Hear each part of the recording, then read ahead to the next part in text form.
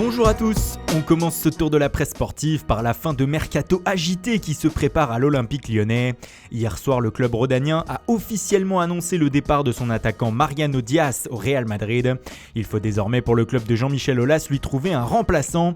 Et deux noms reviennent avec insistance comme le rapporte le Progrès. Celui de Nicolas Pepe de Lille dans un premier temps. Lyon aurait d'ailleurs un accord avec le LOSC pour un transfert, mais le joueur ne serait pas convaincu pour le moment. L'autre nom serait celui de Moussa Dembélé du Celtic Glasgow. D'ailleurs, comme le rapporte le Daily Record ce matin, l'entraîneur des Écossais Brendan Rodgers a confirmé que le Français était en instance de départ hier et que l'OL était le plus insistant. Une insistance qui aurait payé puisque comme le rapporte l'équipe ce matin, les Lyonnais et Moussa Dembélé auraient trouvé un accord contractuel pour sa venue dans le Rhône. Mais le plus dur reste à faire puisque selon le quotidien, le Celtic aurait refusé les deux premières offres des Rhodaniens hier soir. Mais la fièvre acheteuse, comme le titre le quotidien, ne s'arrête pas à l'OL en cette fin de mercato. Rennes par exemple pourrait réussir à attirer Clinton N'Jie, alors que dans le même temps, le PSG serait tout proche de recruter Juan Bernat.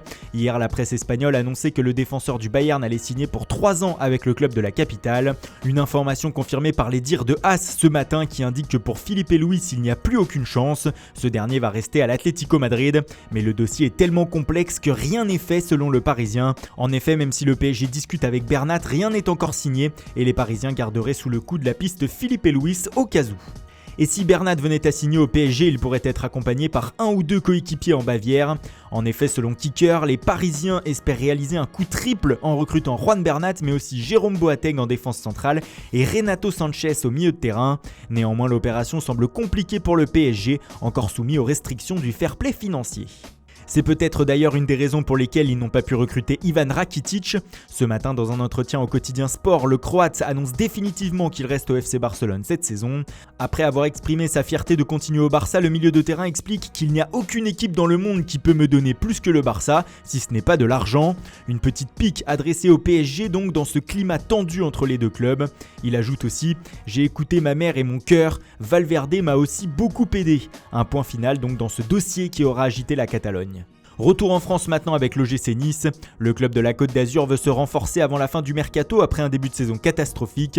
Et après Ben Arfa ou Trapp, les Niçois lorgneraient désormais sur Younes Belhanda comme le rapporte Nice matin. L'ancien Montpellierin actuellement à Galatasaray pourrait effectuer un retour dans un club qu'il connaît bien.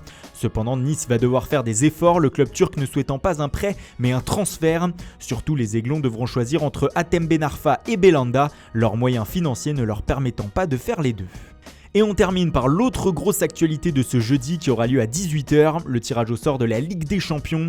Comme le résume si bien Marca, il y a aujourd'hui 4 chapeaux pour un champion. Le tenant du titre, le Real Madrid, sera bien sûr dans le chapeau 1 avec tous les ogres, le Bayern, la Juve, Manchester City ou encore le PSG.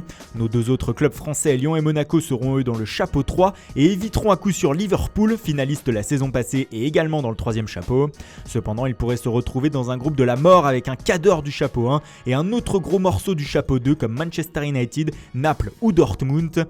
En tout cas, ce tirage passionne déjà en Espagne mais aussi en Italie où le Corriere dello Sport titre la Champions Dream avec les visages de Ronaldo, Dzeko ou Icardi qui tentent de remporter le trophée tant convoité. Voilà, c'est tout pour ce matin. Merci pour votre fidélité. Bonne journée à tous et rendez-vous dès ce soir pour un nouveau journal du Mercato.